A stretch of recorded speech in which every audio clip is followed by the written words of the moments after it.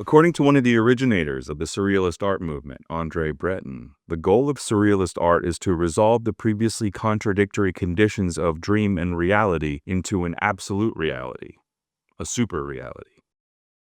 Surrealism was a reaction to World War I and was spawned in the aftermath. It has some ties to Dadaism, which was commonly associated with the beginning of the war. Even though it was a philosophical movement, Surrealism was also frequently associated with political charges like communism and anarchism. As such, it was seen as defiant and revolutionary. Many artists who contributed to the movement saw their work as statement first and artwork second. Some artists famous for this field are Magritte and Dali, but also filmmakers like David Lynch, Charlie Kaufman, or Ari Aster.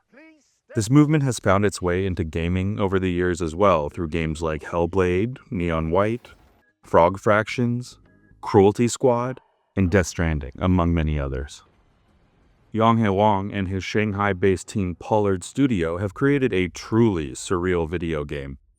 Its laser focus on creating a surreal experience for the player can be seen as a strength and a weakness in terms of reviewing this work as a video game, but it's less an issue when viewing it simply as a work of art. Karmathedarkworld is a first-person horror game. Until it isn't. There are certainly scares and even monsters, but it doesn't feel like that all the way through. No mechanic is really ever present in the game, other than the run button. It's a detective story, set in an alternate history East Berlin, after the Cold War became a hot war, and what was left of humanity was saved and reintegrated by the Leviathan Corporation, a company that controls everything, makes everything, including the cigarettes. The player steps into the shoes of Daniel McGovern, an agent for the Thought Bureau. Not just any sort of agent either, a Rome agent. Think Wander Rome, not Italy Rome.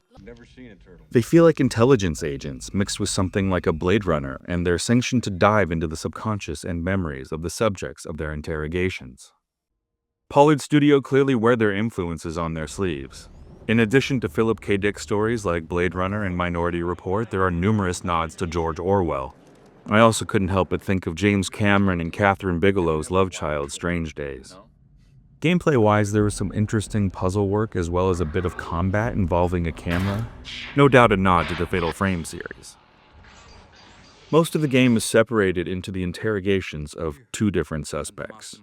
But don't let that give you any sort of idea of structure.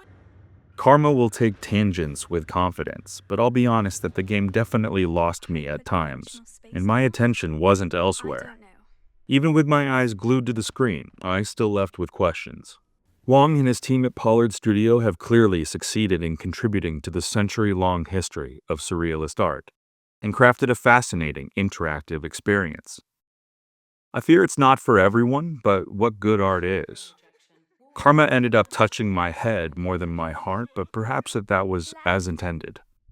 At the end of the day, no one accepts a message the same way. I suppose you'll just have to find out for yourself. Thank you for watching. Please like and subscribe to Hackathon News for more videos like this.